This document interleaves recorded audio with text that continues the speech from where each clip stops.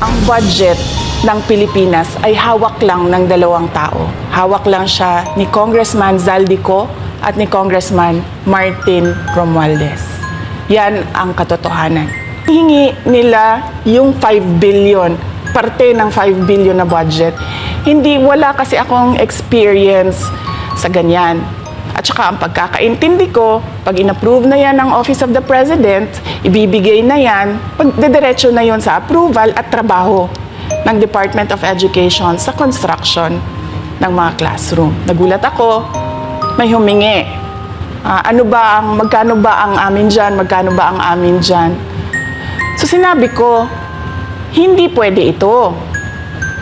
Kasi ang mangyayari nito, hindi magagawa ng Department of Education ang trabaho namin na mag-construct ng classroom ayon sa classroom backlog at sa prioritization